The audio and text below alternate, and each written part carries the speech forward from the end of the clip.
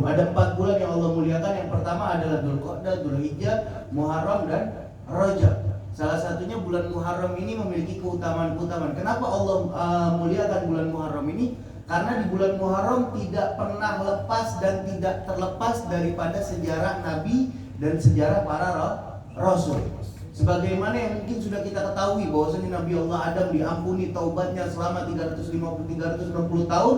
Di bulan Muharram lah Allah mengampuni taubatnya Nabi Allah Adam. Nabi Allah Ibrahim Allah selamatkan dari api. Nabi Allah Nuh Allah jadikan kapalnya yang begitu besar. Nabi Allah siapa lagi yang di dalam perutnya ikan paus? Nabi Allah Yunus Allah selamatkan dari perutnya ikan paus. Makanya kenapa Allah mengutamakan di dalam bulan Muharram ini banyak-banyak memperbanyak baca istighfar. Karena ketika Nabi Allah Adam alaihissalam Allah terima taubatnya, disitulah turun ayat Rabbana dzalamna anfusana wa in lam taghfir lana wa tarhamna lanakunanna minal khasirin. Itulah salah satu istighfar daripada Nabi Allah Adam alaihissalam. Dan banyak keutamaan-keutamaan di bulan Muharram sebagaimana yang dijelaskan dikutip di dalam kitab Ghayatul Maram fi Ashril Muharramil Haram. Di situ dijelaskan ada satu syair yang mengatakan fi yaumin asyura asyrun tattasil biha isnatani walaha fadlun nukil sum salli sil zur'ali man udwa ketahil imsa ra'sal yatim imsah tasaddaq wa ketasil. Apa kata pengarang kitab Ghayatul Maram? Bahwasanya di bulan Muharram ini memiliki 10 hari yang sangat mulia. Karena hari pertama, hari kedua, hari ketiga, hari keempat sampai ke 10 itu tidak terlepas daripada kejadian-kejadian para nabi dan para rasul.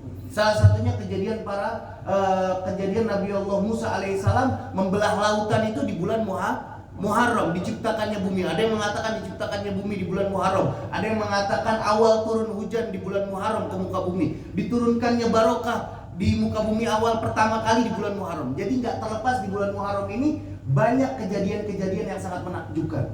Oleh karena itu di bulan Muharram banyak-banyak istighfar dan banyak-banyak amalan-amalan soleh. Sebagaimana yang tadi saya sampaikan, banyak amalan-amalan soleh seperti istighfar, puasa, ziarahi orang-orang alim, datangi orang-orang yang sakit, terus bersedekah kepada anak yatim. Banyak puasa. Kalau bisa puasa dari 1 sampai 30 puasa di bulan Muharram. Karena paling afdolnya puasa setelah bulan Ramadan dikatakan yaitu bulan Muharram. Kalau nggak bisa ya 3 hari cukup, 9, 10, 11. Karena itu itu adalah hari-hari mulia. Kalau nggak bisa 2 hari cukup, 10, 11 atau 9, 10. Nggak bisa juga 10. Kebangetan kalau nggak bisa, masa iya sehari aja nggak bisa. Kita masuk bulan Muharram ini adalah tahun baru Islam. Jangan sampai di tahun baru ini kita masih punya dosa, masih punya maksiat yang sama seperti tahun-tahun sebelumnya.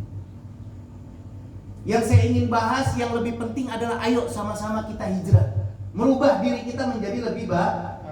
Yang mungkin setahun ke belakang kita banyak maksiat, kita habisin waktu kita buat maksiat, kita habisin waktu kita buat dosa kepada Allah. Kita rubah, niatkan, tekadkan yang kuat bahwasanya di tahun baru Islam ini, mulai bulan ini, mulai hari ini, mulai detik ini, saya pengen berubah menjadi lebih baik.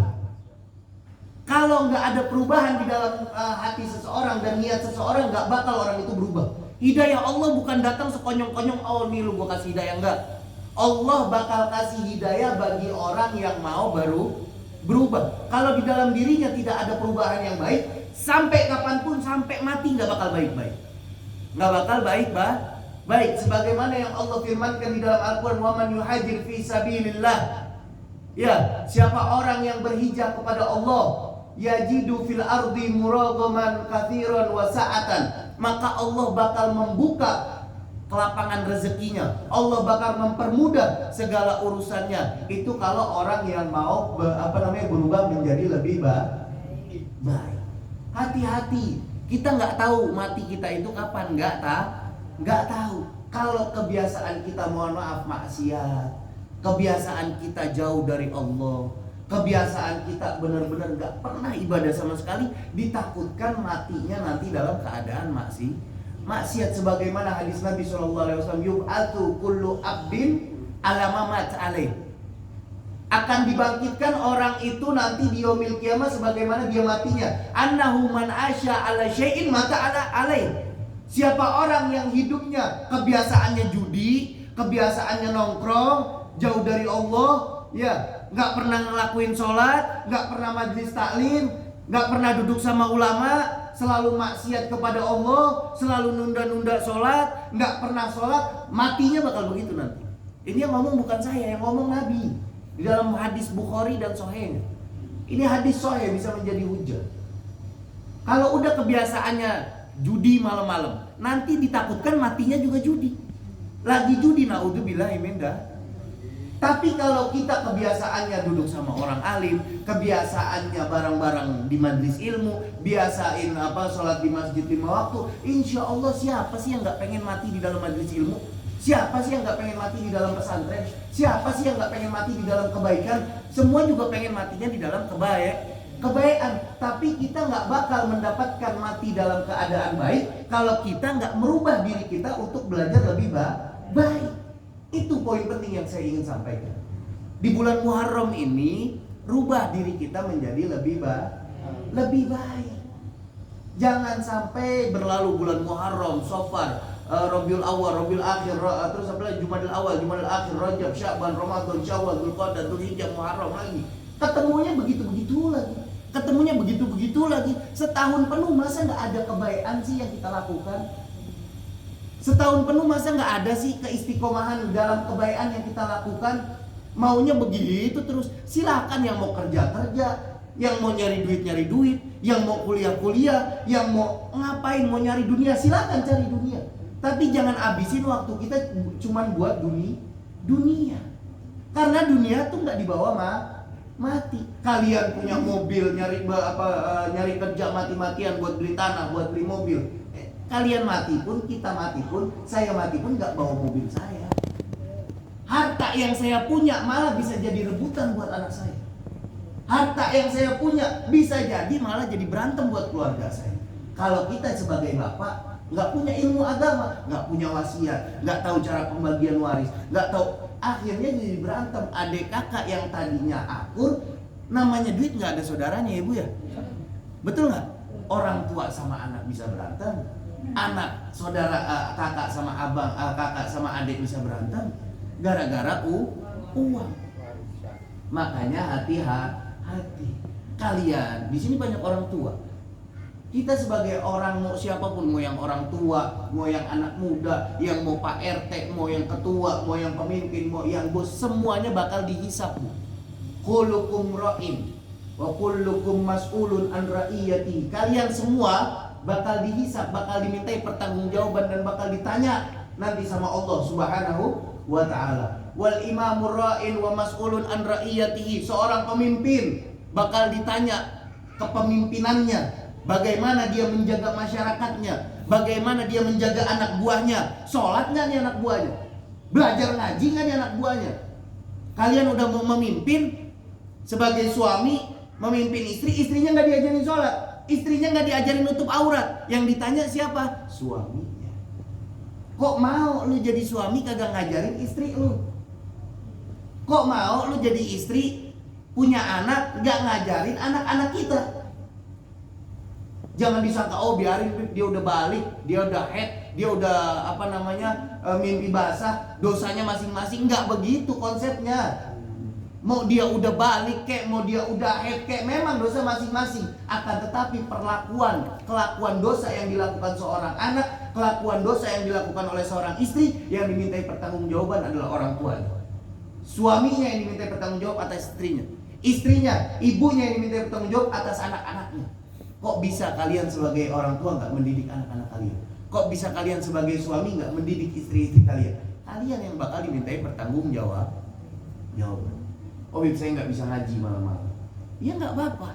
Minimal banget jangan pernah tinggalin sholat. Yang paling penting itu sholat. Rasulullah Allah undang nih Isra Mi'raj untuk menggapai yang namanya perintah sholat. Jangan remehin sama perkara sholat, Pak, Bu. Jangan remehin. Mau sebejat apapun kalian, mau senakal apapun kalian, mau sebadung apapun kalian, mau banyak maksiat kalian sebagaimanapun, jangan pernah putus asa dari rahmat Allah dan jangan pernah putuskan hubungan kalian sama Allah karena tidak melakukan sholat. Di dalam kitab Al-Mu'jam Imam Tabrani mengatakan apa? Innal abda idza qama fis shalah futihat lahul jinan wa kushifat lahul hujub bainahu wa baina rabbi. Apabila seseorang berdiri untuk melaksanakan sholat, maka Allah buka tuh pintu-pintu surga. Allah buka juga hijab antara seorang hamba dan Tuhannya Allah Subhanahu wa ta'ala. Inna sholata fiha silatul abad bi rabbih. Sesungguhnya sholat adalah penyambung, sholat adalah ikatan, sholat adalah pengikat, keterikatan kita dari seorang hamba kepada Tuhannya. Berarti mafhum mukhalafahnya, pemahaman terbaliknya, orang yang sengaja meninggalkan sholat berarti dengan sengaja memutus tali hubungannya kepada Allah. Sengaja ninggalin sholat nih tanpa ada udzur. Makanya belajar, kalau misalkan ada di perjalanan bisa dikodok, bisa dijamak, bisa dikosor dan lain sebagainya. Tapi yang paling penting jangan pernah meninggalkan sholat. Ada orang ninggalin sholat dengan sengaja. Sengaja dia ninggalin sholat, na'udzubillah. Dia sengaja mutus hubungan dia sama Allah. Kita apaan sih manusia kalau bukan tanpa Allah Subhanahu wa ta'ala? Semua yang kita punya, napas, kekayaan, harta, hidup kita, semua Allah berikan. Tapi kita gak pernah bersyukur. Kita gak mau mendekat kepada Allah. Padahal paling dekatnya seorang hamba kepada Tuhannya adalah ketika dia melaksanakan sholat. Aqrab ma yakunul abad bi rabbihi wa huwa sajidun. Paling dekatnya seseorang dengan Tuhannya Allah Subhanahu wa ta'ala yaitu orang yang bersujud. Nih kepalanya mau ditaruh di ke bawah. Nggak sombong. Nggak sombong. Oh saya ini. Siapapun kamu jadi raja sekalipun di dunia, turunin kepala kamu untuk bersujud kepada sang raja. Siapa? Allah Subhanahu wa ta'ala. Jangan merasa kiai, jangan merasa habib, jangan merasa ustadz. Siapapun jangan pernah tinggalin sholat. Karena paling dekatnya seseorang itu dengan Allah adalah ketika sedang sujud. Makanya dianjurkan ketika sedang sujud fa'aktirut doa, perbanyak membaca doa. Sebagaimana Allah berfirman, wasjud waqtarib. Sujudlah kalian, maka kalian akan dekat kepada. Nah di bulan Muharram ini, awal tahun baru ini, tanya sama diri kita. Kita nggak tahu, kita ini punya aib masing-masing, betul? Kita punya dosa masing-masing. Tanya sama diri kita, oh saya punya dosa ini. Oh yang mungkin saya nggak pernah sholat subuh. Oh yang mungkin saya nggak pernah sholat berjamaah. Oh yang mungkin saya masih suka ninggalin sholat. Tanya sama diri kita, kelakuan-kelakuan apa yang belum baik, rubah mulai sekarang menjadi lebih baik. Ini saya ngomong buat saya juga. Omongan ini, nasihat ini buat saya juga, Bu ya. Buat saya juga agar saya bisa termotivasi menjadi lebih baik. Kita manusia pasti punya kesalahan, punya dosa. Tapi sebaik-baiknya orang yang salah adalah orang yang bertaubat dan memohon ampun kepada Allah Subhanahu wa ta'ala. Oleh karena itu jangan sampai kita memulai tahun baru kita ini dengan kejadian-kejadian atau kelakuan-kelakuan yang jauh dari Allah, yang Allah murkai. Jangan sampai. Mulailah di awal tahun baru kita Islam ini, mulai dari sekarang bebenah diri, kuatkan niat, kencengin niat dari sekarang. Rubah pelan-pelan. Nggak bisa kita langsung 100%, nggak bisa. Pelan-pelan. Yang mungkin tadinya sehari nggak pernah sholat, pelan-pelan. Coba istiqomahin satu waktu aja. Nggak bisa langsung 5 waktu. Kaget, nggak bisa pasti. Pasti nggak bisa. Satu waktu dulu. Bukan berarti saya ngajarin sholat satu waktu. Wajib 5 waktu. Kalau memang nggak pernah sholat sama sekali, minimal sehari istiqomahin satu waktu aja.